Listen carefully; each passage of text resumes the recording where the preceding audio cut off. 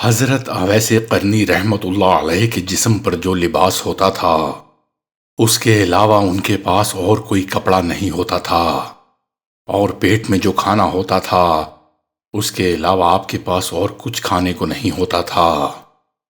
حضرت اویس قرنی اکثر یہ دعا کرتے تھے کہ یا رب العالمین،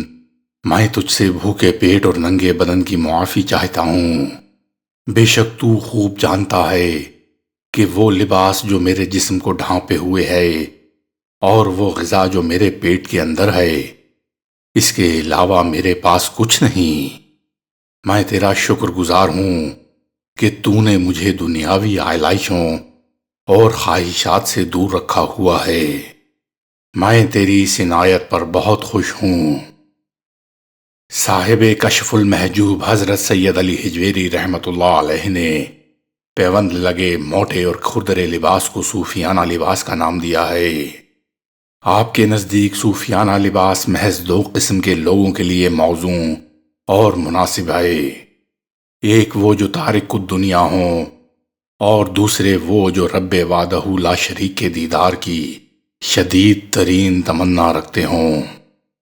حضرت اویس قرنی پر یہ دونوں باتیں صادقاتی ہیں۔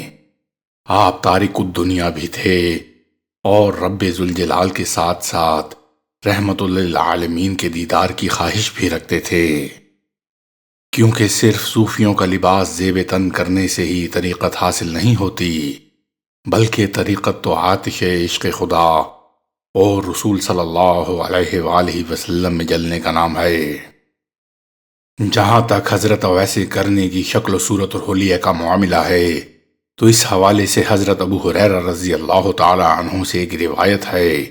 کہ ایک روز سردار الانبیاء حضرت محمد صلی اللہ علیہ وآلہ وسلم نے فرمایا، رب کریم و عظیم اپنے بندوں میں سے ایسے بلند مرتبہ و اعلیٰ رتبہ بندوں کو دوست رکھتا ہے جو لوگوں کی نگاہوں سے پوشیدہ رہتے ہیں۔ ان کے چہروں کی رنگت سفیدی مائل ہوتی ہے، پیٹ اندر کو دھنسے ہوئے ہوتے ہیں اور کمریں پتلی ہوتی ہیں۔ وہ دنیا و مافیہا سے اس قدر بیزار و بے پرواہ ہوتے ہیں کہ اگر کسی سلطنت کا بادشاہ بھی ان سے ملاقات کی خواہش ظاہر کرے تو وہ اسے اجازت نہیں دیتے۔ اگر دولت و ثروت کی مالک خواتین ان سے نکاح کی تمنا ظاہر کریں تو وہ مطلقاً انکار کر دیں۔ اگر وہ کہیں کھو جائیں تو کوئی ان کو تلاش نہ کرے، کیونکہ کوئی ان سے جان پہچان ہی نہیں رکھتا۔ صحابہ کرام نے آقا نامدار خاتم النبیین حضرت محمد صلی اللہ علیہ وآلہ وسلم کا یہ ارشاد سنا تو عرض کی، یا رسول اللہ صلی اللہ علیہ وآلہ وسلم، ایسا شخص کون ہے؟ حضور صلی اللہ علیہ وآلہ وسلم نے فرمایا، وہ اویس قرنی ہے۔ صحابہ کرام نے پرتجسس لہجے میں دریافت کیا، یا رسول اللہ صلی اللہ علیہ وآلہ وسلم، ہمارے ماں باپ آپ پر قربان، یہ فرمائیے کہ اویس قرنی کون ہیں؟ ان کی کوئی مزید نشانی بتائیے۔ سرور کائنات صلی اللہ علیہ وآلہ وسلم نے صحابہ کرام کو مخاطب ہو کر فرمایا، اس کی رنگت سفیدی مائل گندمی ہے، قد درمیانہ، دونوں کانوں کے درمیان خاصا فاصلہ ہے، آنکھیں نیلگوں ہیں، وہ دایاں ہاتھ بائیں پر رکھتا ہے، اس کی آنکھیں سجدے کے مقام پر لگی ہوتی ہیں، گریہ و زاری کرتا رہتا ہے، اس کی ٹھوڑی سینے کی جانب جھکی ہوئی ہے، جسم پر دو پرانے کپڑے پہنے ہوتا ہے، ایک پائجامہ اور دوسری چادر، جبکہ دنیا میں کوئی بھی اسے نہیں جانتا، لیکن آسمانوں پر اس کی بڑی شہرت و وقت ہے۔ اگر وہ کسی بات پر قسم کھا لے تو رب کریم اس کی قسم کو سچ کر دکھائے۔ تابعین میں وہ سب سے بہتر شخص ہے، اس کی ایک عمر رسیدہ والدہ ہے، اس کے ہاتھ پر برس کا نشان ہے۔ جب تم اس سے ملاقات کرنا تو اس سے کہنا کہ وہ میری امت کے حق میں بخشش کی دعا کرے۔ حضرت اویس قرنی کے ہاتھ پر برس کے نشان کے حوالے سے تذکرہ نگار اس بات پر متفق ہیں کہ آپ ایک مرتبہ برس کے عارضے میں مبتلا ہوئے تو رب قادر و قدیر کی بارگاہ میں گڑ گڑا کر دعا و التجا کی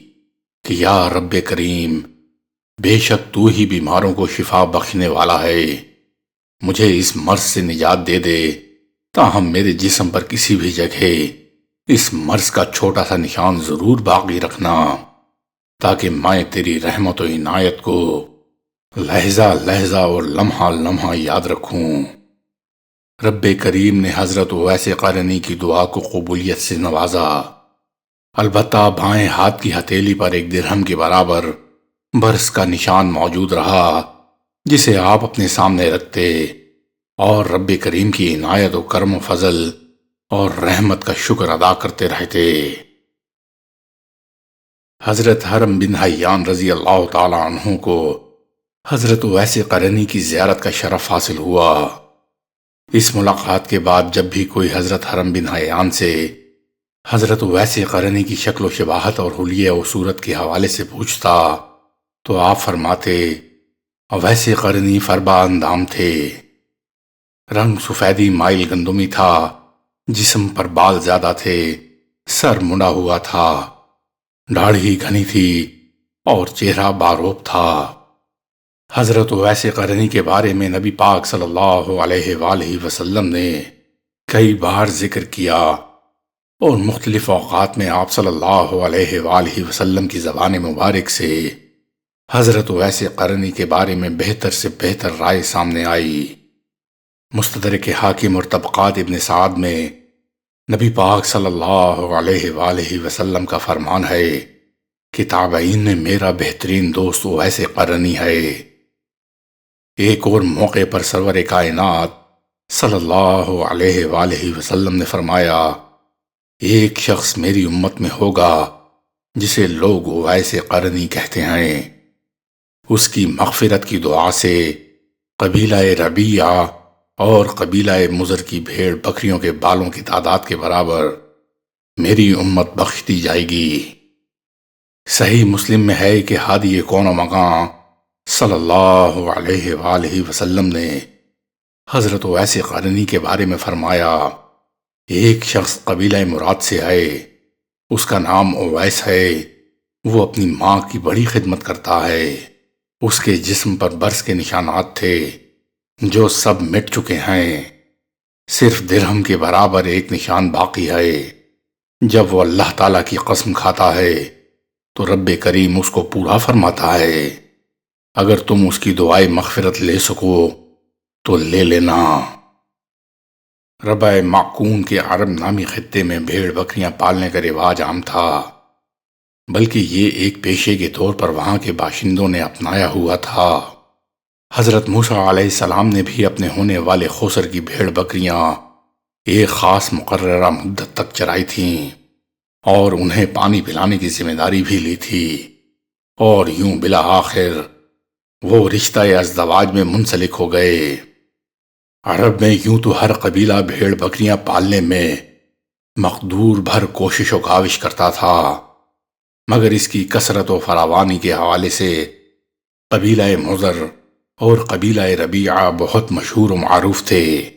کیونکہ ان کی بھیڑ بکریوں کی تعداد عرب کی تمام قبیلوں کے مقابلے میں زیادہ اور افزوں تر تھی۔